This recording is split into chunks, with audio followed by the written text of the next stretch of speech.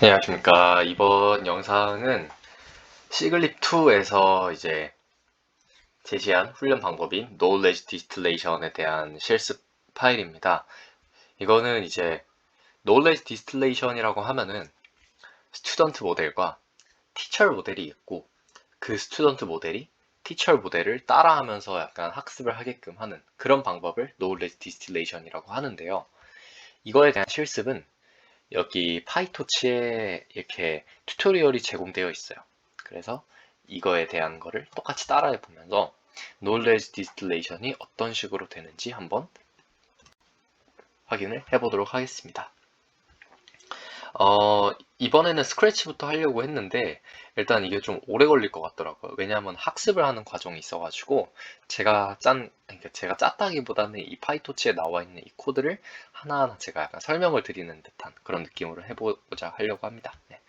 아무튼 필요한 모듈 임포트 다 해주고요. 디바이스도 GPU로 설정을 해줬습니다. 네. 그래서 일단은 오늘 해볼 컨셉이 어떤 거냐면은 Cypher10이라는 데이터를 불러와가지고 이 데이터에 대해서 클래시피케이션을 할 거예요.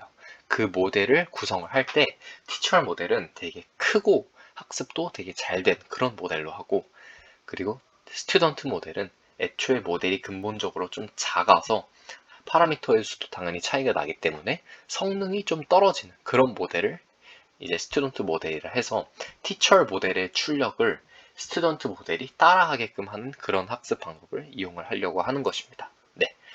그래서 일단은 Cypher10 데이터를 이제 토치 모듈에서 데이터셋이라는 이 클래스와 함수로 불러와가지고 트레인 데이터와 테스트 데이터라고 한 뒤에 이거 왜 A가 빠졌지? 네. A를 해가지고 테스트 데이터를 해가지고 이제 평균과 분산 구해봤더니 뭐 트레인 데이터셋에 대한 거 뭐 이런 식으로 나왔네요.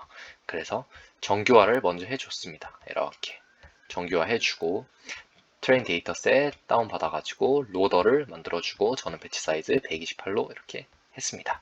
그러면은 트레인 로더가 이제 한번 불러올 때 어떻게 불러오냐? 이미지는 배치 사이즈 3, 32, 32로 불러오게 되고 라벨은 배치 사이즈만큼 그 라벨 인덱스로 불러오게 되겠네요. 자, 티처 모델과 스튜던트 CNN 모델을 어떻게 구성을 했냐면은 티처 모델은 컨볼루션, 렐루, 컨볼루션, 렐루, 맥스플링, 컨볼루션, 렐루, 컨볼루션, 렐루, 맥스플링 이렇게 시퀀셜하게 이렇게 쭉 거친 뒤에, 그리고 클래시파이어를 하는 과정에서는 리니어층, 렐루, 드롭아웃, 리니어 되게 생각보다 큰 모델이죠. 이렇게 해가지고 티처 모델의 파라미터를 전체 출력을 해보면 1, 10, 100, 1000만, 10만, 100만, 1000만, 1100만이나 되네요. 사이퍼10 같이 32 곱하기 32 곱하기 3짜리 데이터셋을 심지어 클래스도 10개인데 1100만짜리 이제 그 파라미터를 가지고 있는 모델을 만들었다면은 이거는 사실 굉장히 큰 모델이에요. 충분히 학습이 가능하다는 뜻입니다. 아무튼 이렇게 해서 티처 모델을 만들었고요. 스튜던트 모델입니다. 딱 봐도 훨씬 작죠. 컨볼루션 렐루 맥스플링, 컨볼루션 렐루 맥스플링. 이미 여기서 컨볼루션 층이 몇 개 없다는 것 자체가 이미지의 피처를 정확히 많이 학습하지는 못할 수 있다는 걸 보여주고요. 그리고 채널 수도 근본적으로 다릅니다. 그리고 그렇기 때문에 리니얼 층도 한 절반 정도밖에 안 되고요. 드롭아웃이나 이런 이 클래시파이어에 대한 구조는 똑같습니다. 그렇게 해서 스튜던트의 이 파라미터 수를 출력을 해보면은 26만 7738. 아, 되게 작죠. 그냥 거의 한 몇십 배 차이 나는데, 50배 차이 나네요. 이렇게 해가지고 이 티처 모델과 스튜던트 모델을 구성을 했으면은 일단은 학습을 한번 해보도록 하겠습니다. 학습하는 과정은 이렇게 함수로 만들어져 있는데, 이거는 먼저 모델을 디바이스로 보내게 되고, 그리고 크로스 엔트로피 로스, 왜냐하면은 이제 클래시피케이션에 대한 태스크니까. 그리고 옵티마이저는 아담 옵티마이저를 사용을 하고 트레인으로 넘기게 됩니다. 먼저 에폭은 보통 한 10에폭 정도로 진행을 했는데요. 이미지와 라벨 모두 디바이스에 올려준 다음에 모델이 출력한 거를 아웃풋이라 하고, 그거에 대한 로스 백워드, 옵티마이저 스텝, 트레인 로스를 올리면서 트레인 로스 확인하고, 아주 전형적인 학습 코드죠. 그리고 테스트 코드입니다. 똑같이 모델을 이밸류에이션 모드로 작동을 해주고, 그리고 torch.noGrad 이걸로 이제 불필요한 메모리 차지는 없게 하고요. 이거에 대한 거를 어떤 책에서는 쓰고 어떤 책에서는 안 썼던 걸로 기억을 하는데, 그 학습이 아니라 이밸류에이션이나 테스트하는 그런 과정에서는 이걸 반드시 사용을 해줘야 돼요. 왜냐하면은 토치에서 텐서를 저희가 만들고 처리를 하면은 그 애초에 작동하는 방법 자체가 기울기를 항상 무조건 계산을 하게 되어 있어요. 그러면은 그 불필요한 기울기를 저희가 테스트 모드인데 계산을 해야 된다는 뜻이거든요. 트레인 모드에서는 기울기를 업데이트, 백프로파게이션을 기울기를 업데이트해야 되기 때문에 그 텐서를 이제 기울기를 다 저장을 해야 되는 게 맞지만, 이 토치점 노 그래드를 통해서 테스트 모드처럼 기울기를 굳이 계산할 필요가 없는 과정에서는 이 with torch no grade로 반드시 그 불필요한 메모리 차지를 없애줘야 되는 게 핵심입니다. 아무튼 똑같이 이미지와 라벨 디바이스에 올려주고 모델의 출력을 아웃풋이라고 했을 때 torch.max라는 걸 통해서 아웃풋이 그 예측한 값, predict라고 해가지고 결국 이 라벨과 같을 때 그 점수를 더하는 식으로 correct를 해서 accuracy를 구하게끔 했습니다. 그래서 제가 미리 돌려봤습니다. 러닝 레이트는 1000분의 1로 하고, 그리고 10F로 하고, 그리고 이 티처 모델을 트레인했을 때와 스튜던트 모델을 트레인했을 때 두 개를 보면은 어큐러시는 그 티처 모델이 75.46, 그리고 학생 모델이 69.95로 티처 모델이 조금 더 이렇게 잘 나가는 거를 확인할 수가 있겠네요. 자, 네, 이렇게. 그래서 이제 knowledge distillation에 대한 건데, 앞에는 사실 좀 인트로였고, 이제 이걸 어떻게 하냐 이거예요. 그거는 보면은 이거의 컨셉이 어떻게 되냐면은, 먼저 티처 모델은 학습하지 않고 스튜던트 모델은 항상 학습하는 과정입니다. 왜냐면은 저희가 반에서 생각을 해보면은 선생님이 가르칠 때 학생들이 이제 그걸 배우려고 하지, 선생님이 가르치면서 자기가 직접 배우려고 하는 그런 게 아니잖아요. 그래서 티처 모델은 이밸류에이션 모드고 스튜던트는 트레인 모드입니다. 그래서 티처 모델이 이미지를 입력으로 받았을 때 티처 로짓이라고 출력을 한 거에 대해서 enhancer function softmax를 통해서 소프트 타겟을 먼저 할당을 해주고, 그리고 스튜던트가 출력한 그 스튜던트 로짓을 로그 소프트맥스를 통해서 소프트 프로버빌리티라고 얘기를 해주게 됩니다. 그리고 그 두 개를 이러한 식으로 해서 톨치.sum 소프트 타겟 로스, 이게 지금 왜 이렇게 하냐면은 이 파이토치에서 얘기를 하는 게,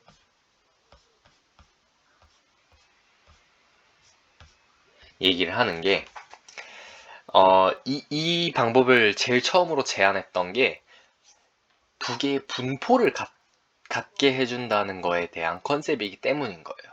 지금 갑자기 뭐 로그 소프트맥스하고 이상하게 로그 씌워가지고 뭐 빼서 뭐 썸하고 이 과정이 뭐냐면은 두 개의 출력 분포에 대해서 KL 다이버전스를 가깝게 해주는 그런 역할이라고 보면 됩니다. 그러니까 이게 티처 모델이 출력한 그 분포가 있을 거 아니에요. 어떤 이미지가 들어오면은 얘는 그 디스트리뷰션이 이렇게 나오게 됩니다. 이렇게 피라미드 모양으로. 그리고 스튜던트 모델이 출력한 로짓 값도 똑같이 이런 분포를 띠게 돼요. 그 분포의 두 개가 가깝게 하려면은 KL 다이버전스를 사용해야 된다는 뜻이에요. KL 다이버전스가 의미하는 자체가 두 분포의 차이입니다. 두 분포의 차이. 그래서 여기까지가 KL 다이버전스를 구하는 식이라고 보면 되겠고요.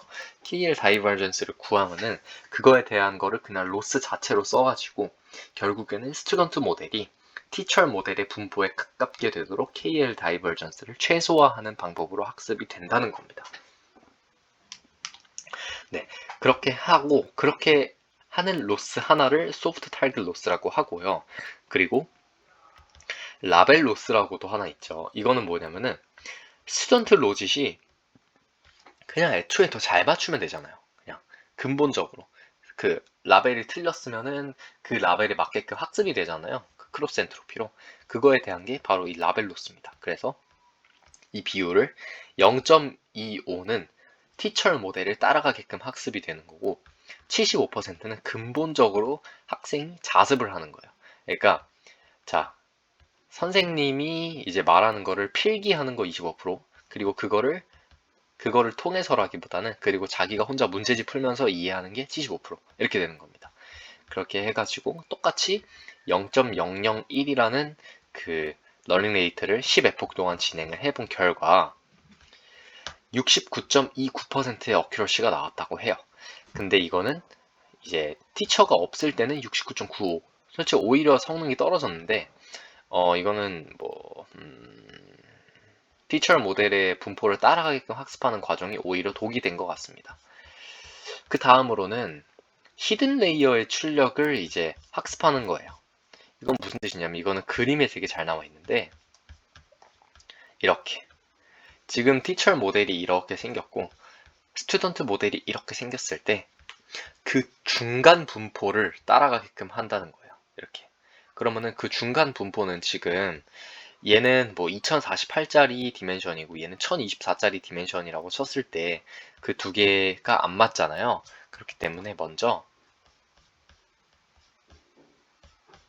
티처 모델과 스튜던트 모델을 modified라고 하는 새로운 클래스를 만들어 가지고 여기 지금 조금 이 플래튼 부분이 새로 생기면서 다르게 생겼는데 그래서 두 개의 차원을 일단 같게 맞춰줍니다. 1024로 같게 맞춰주고 그 상태로 학습을 한다는 거예요. 근데 티처 모델은 이 중간에 플래튼 층이 하나가 이렇게 새로 달라진 거지 기존 파이프라인이 달라지진 않았어요. 그렇기 때문에 기존에 가지고 있던 가중치를 톨치점 로드를 통해서 이렇게 불러오게 되고 그리고 학생은 다시 학습을 시작하게 됩니다.